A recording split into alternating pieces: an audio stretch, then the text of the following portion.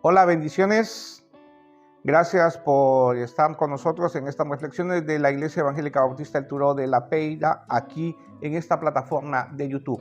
Continuamos con estas reflexiones que hemos tomado del capítulo 6 de la carta a los Efesios, carta que se atribuye su autoría al apóstol Pablo. El apóstol Pablo, pues, es quien se dice que fue quien escribió esta carta.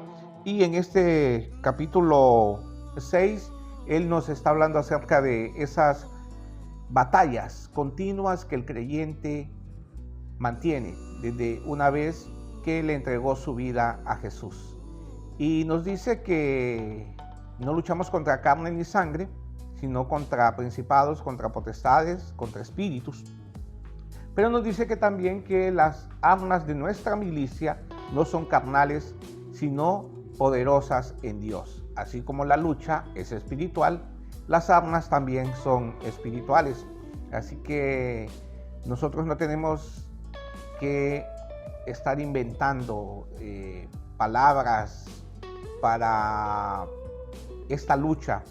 Lo digo esto porque hubo un tiempo en el cual, y creo que todavía sigue, pero ha disminuido, pero hubo un tiempo en el cual algunos hermanos de otras denominaciones que asistían a seminarios donde supuestamente pues les enseñaban a decir algunas palabras, parece algo como rito, como magia, donde diciendo ese tipo de palabras u oraciones, ellos iban a hacer frente en esa batalla espiritual, donde se creía que si alguna persona batallaba con algún pecado o personas que manifestaban están poseídas por el enemigo, pues en estos seminarios se les enseñaba que diciendo tal o cual frase u oración, eso iba a ser suficiente para ganar esa batalla.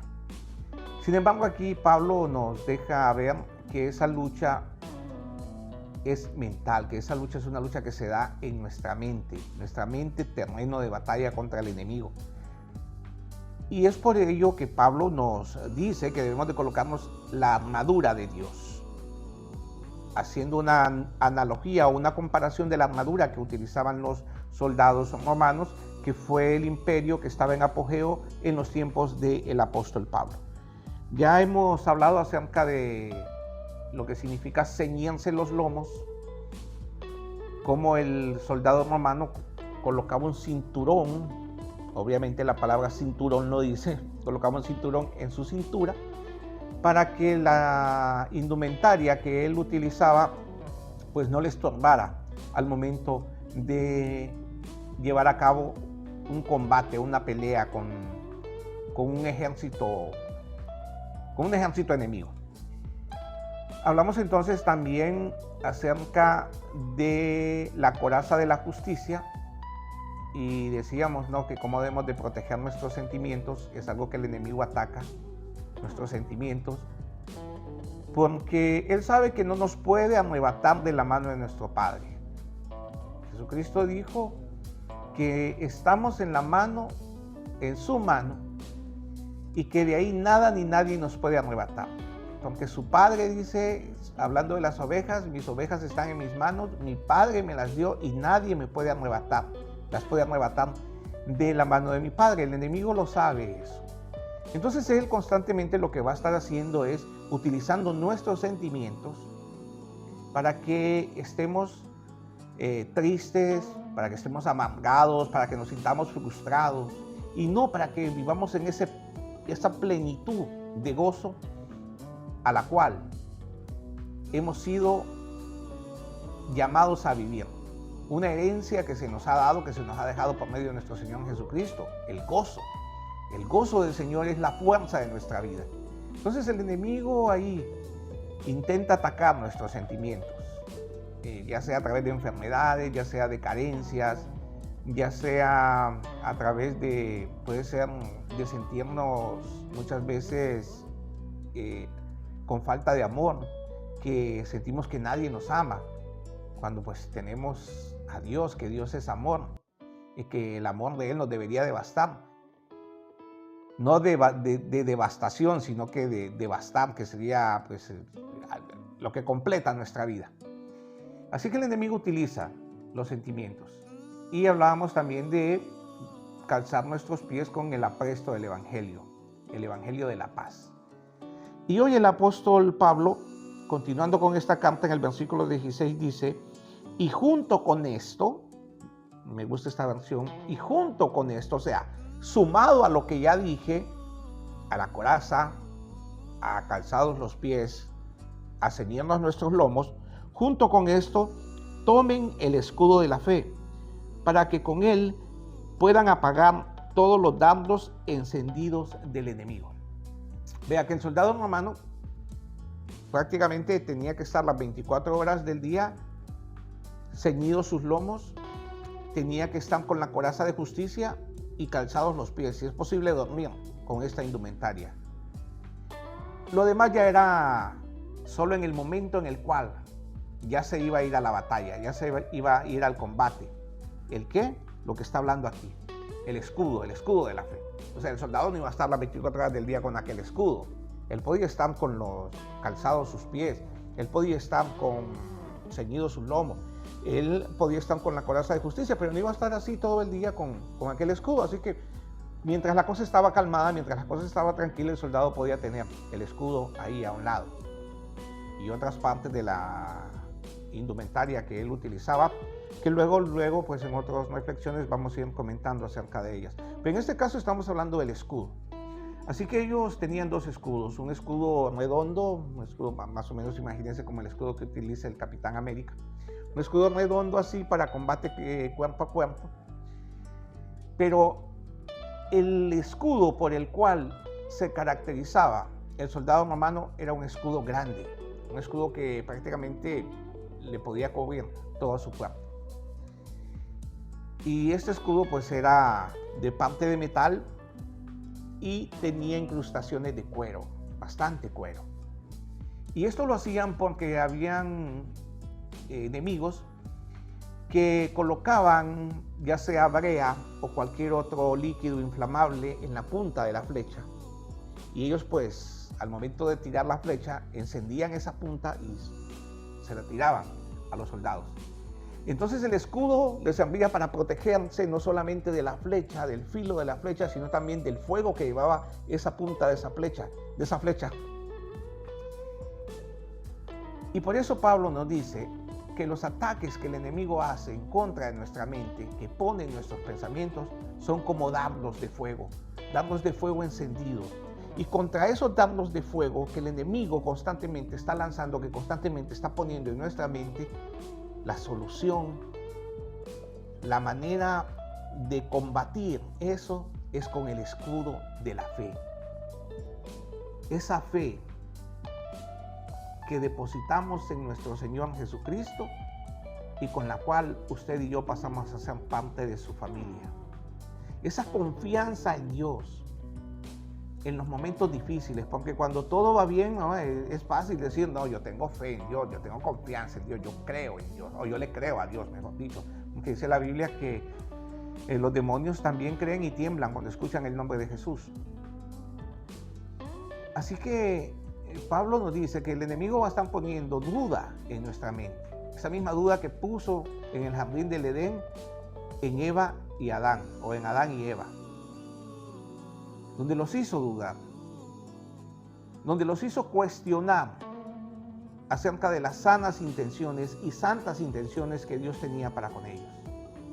Y ellos pusieron en tela de juicio la palabra que Dios le había dado. ¿Cuál era la palabra? De todo árbol del huerto podéis comer, mas del árbol o el fruto del árbol de la ciencia del bien y del mal, de ese no comerás. Esa era la palabra de Dios, esa era la Biblia en ese entonces, en ese momento.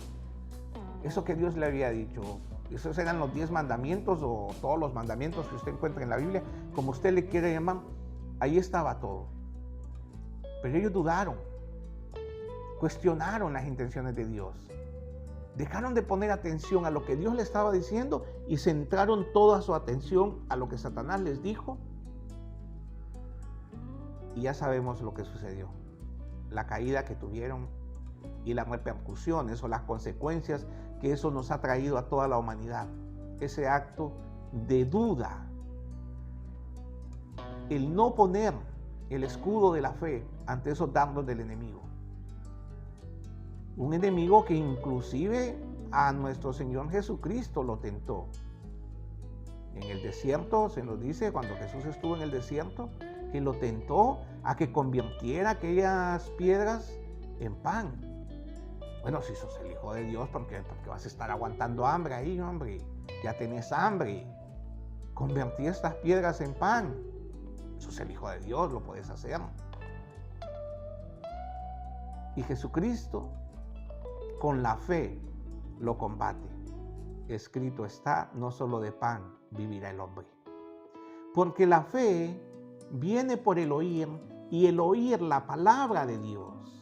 Los dardos del enemigo se contrarrestan con la palabra de Dios, como nuestro Señor Jesucristo lo hizo las 3 ocasiones que lo tentó. Cuando le dijo que se tirara, lo llevó al pináculo más alto, dice, y le dijo, tírate de acá y que todos vean que vas flotando en el aire, como los superhéroes estos, Superman, Goku. Todos te van a ver abajo y bajo. ¿Quién no va a decir, oh sí, este es el Mesías, miren cómo viene volando? Y le cita todavía la palabra, le dice, pues escrito está, le dice, que a sus ángeles enviará para que no te hagan tropezar. Miren qué cínico y descarado, citando la palabra de Dios. Y Jesucristo le vuelve a citar la palabra, escrito está, no tentarás al Señor. Y luego también le dice que se postre ante Él y que lo adore y que le entregará todos los reinos del mundo, porque sí, a Satanás le pertenecen los reinos del mundo, los gobiernos del mundo. Él es el príncipe de este mundo. Pero Jesucristo es el Rey de reyes y Señor de señores.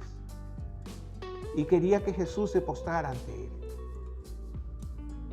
Y Jesús le dice, escrito está, ante el Señor tu Dios te postrarás y solo a Él le servirás. Entonces vea que el escudo de la fe no es con estar diciendo palabras que no entendemos, frases que no entendemos,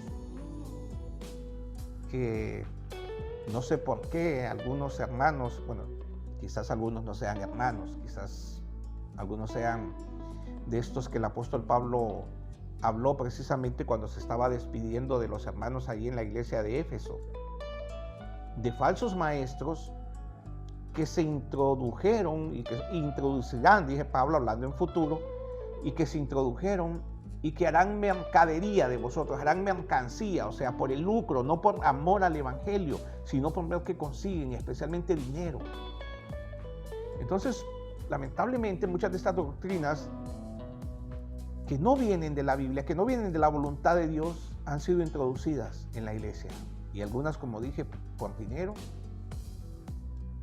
donde le cobran a creyentes incautos que con frases es como se combate en esta lucha espiritual. Aquí el apóstol Pablo nos está dando, en la armadura de Dios, nos está diciendo cuáles son las pautas y cómo se debe de luchar.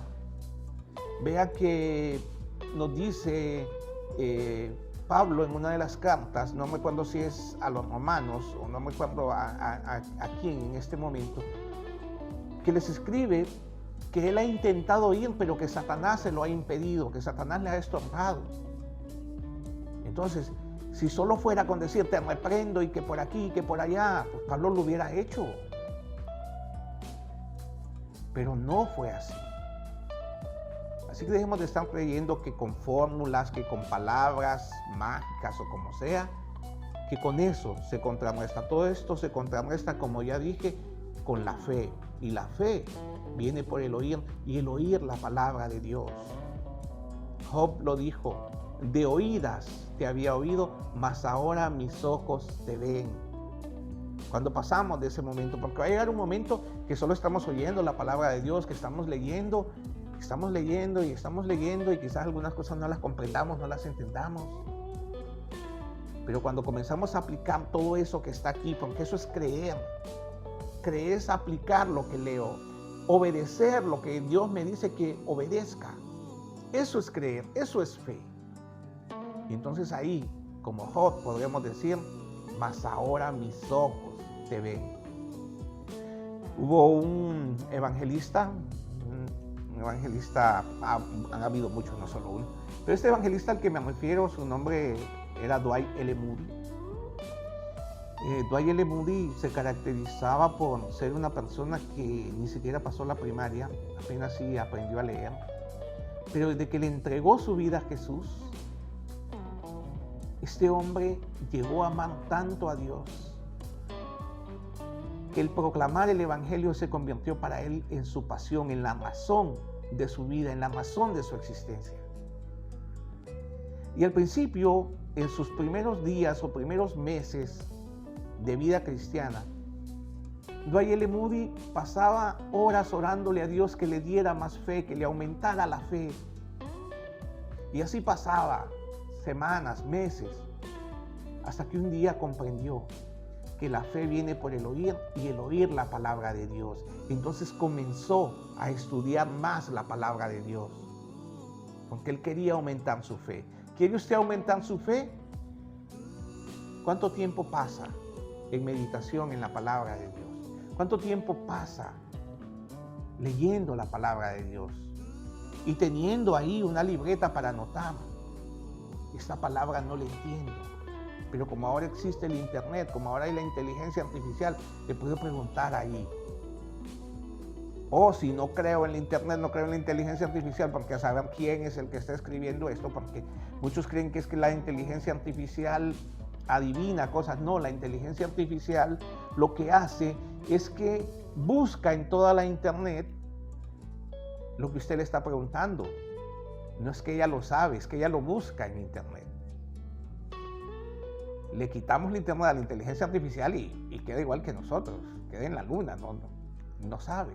Entonces, si usted no confía en la inteligencia artificial, porque a mí ya me ha pasado, no en la Biblia, sino que yo trabajo en una copistería y aquí a veces pues necesitamos hacer diseños y toda la cosa. A veces no me da tiempo de estarlo haciendo manualmente, entonces quiero que me lo haga y me lo hace mal. Entonces, si usted, de los que no confía en esto, en estas herramientas, pues puede ir a una librería cristiana y comprarse un diccionario bíblico y comprar comentarios bíblicos. Usted me dirá, pero también han sido personas que las han escrito. Absolutamente nadie puede decir que tiene el original de lo que significa la palabra de Dios. Los escritos originales no los tiene nadie. Pero sí hay buenas personas, creyentes, hijos de Dios, que con la buena intención del mundo, pues han tratado de acercarse lo más que pueden al original. Y esa es la literatura que usted puede adquirir o que usted puede comprar para aumentar su conocimiento de Dios y para aumentar su fe. Porque usted no puede creer en alguien a quien no conoce. Y la única manera de conocer de Dios y de nuestro Señor Jesucristo y de su Santo Espíritu está en la Biblia. Es de la única forma, de la única manera. Así que cuando sienta esos dardos del enemigo encendidos sobre su mente, sobre su cabeza, cuando se sienta que nadie le ama, cuando se sienta que no ha sido perdonado por algún pecado y del cual usted ya se arrepintió, porque si no se ha arrepentido, entonces tiene toda la razón.